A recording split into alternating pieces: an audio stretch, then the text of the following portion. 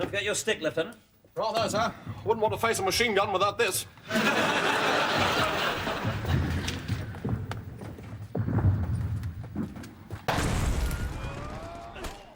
World War I Melee. During World War I, the most common way to die was from artillery fire.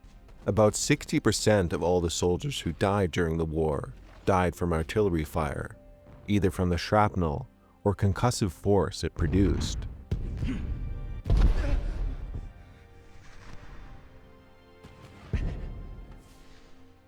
Many more died from machine gun or rifle fire while crossing no man's land.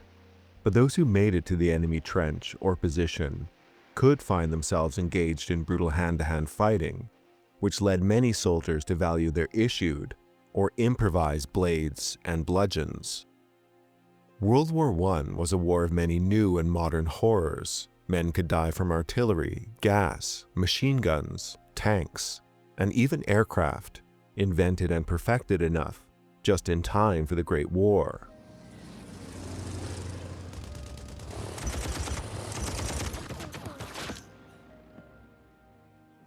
So it's striking that men also resorted to using medieval-style weaponry and even armor. You could say World War I was the worst of two worlds, combining the horrors of medieval and modern combat, all before the discovery of penicillin. The men shown here are Italian sappers, erroneously armored in a World War I American armor system. But Italian shock troops also wore armor, and were known for their fierce use of daggers during the war. Daggers and knives of all kinds were popular during trench raids. Clubs too. Even brass knuckles were used, but were less common. Pistols and revolvers were also popular, of course, and soldiers might carry both a pistol and a blade or club. Nighttime raids were common during the war and often focused on isolated outposts just ahead of the main fighting line. These could be manned with just a handful of men who were positioned to harass and/or observe the enemy. Sometimes raiding parties would attempt to capture men from these positions for intelligence. Sometimes raiding parties and scouts could run into each other in no man's land, leading to brutal engagements.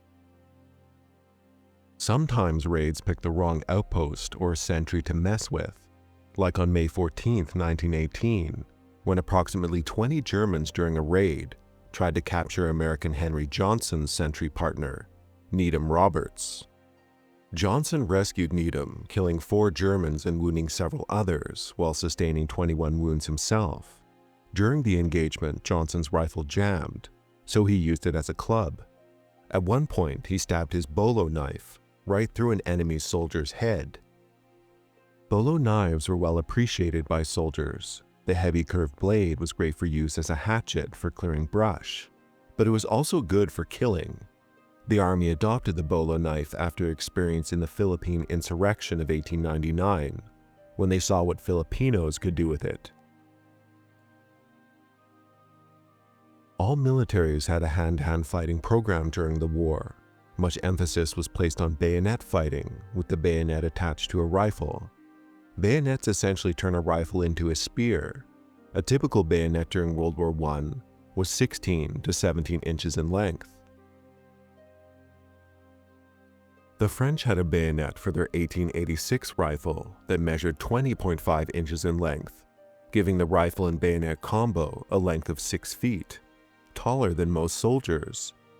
The bayonet was also quadrangular in shape, designed for penetrating thick clothing. This sort of pikeman mentality could give a soldier a reach advantage in a more open battlefield, but inside a trench or amongst barbed wire and mud, it was often more of a hindrance. In confined spaces facing multiple targets, a quick, short, easy-to-handle weapon that didn't get stuck in your target was the way to go.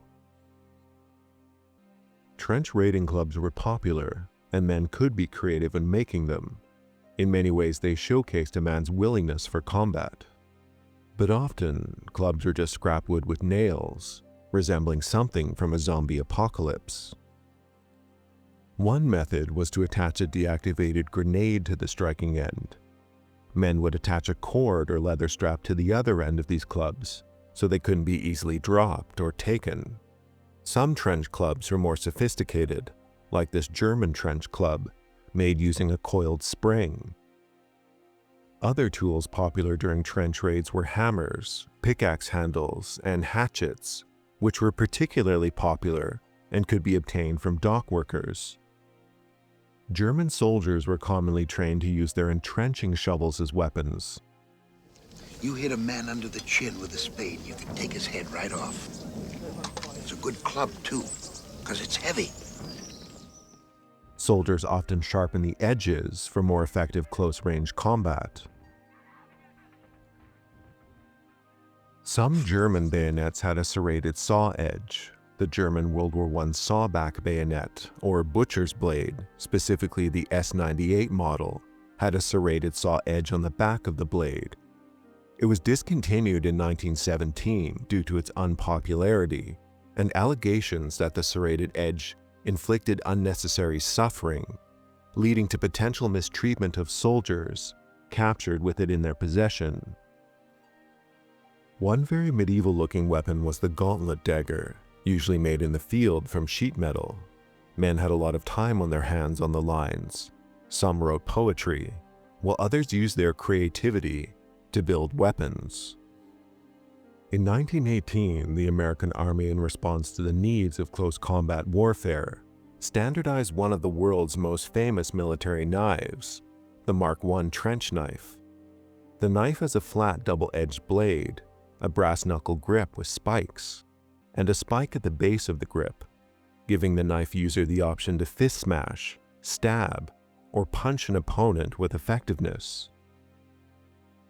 The knife looks intimidating and may have given many soldiers a boost to their confidence, but ultimately the weapon was considered slow, awkward, and clumsy compared to smaller daggers. However, it was still well liked by many, and the French even briefly copied the design for a short period near the end of the war. Improvised trench clubs and weapons were primarily used during trench raids. For your average soldier who made it across no man's land to the enemy's trench, they used their rifle first. However, most men hoped, at least in the moment, that if they were lucky enough to cross no man's land alive, the enemy would have retreated to a secondary trench by the time they arrived.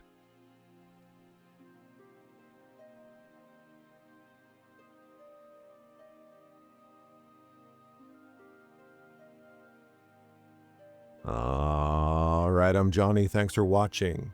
I do hope you enjoyed the video, and hopefully now you know how to arm yourselves should you experience any uninvited guests to your trench. Anyway, do take care, and have a nice rest of your day.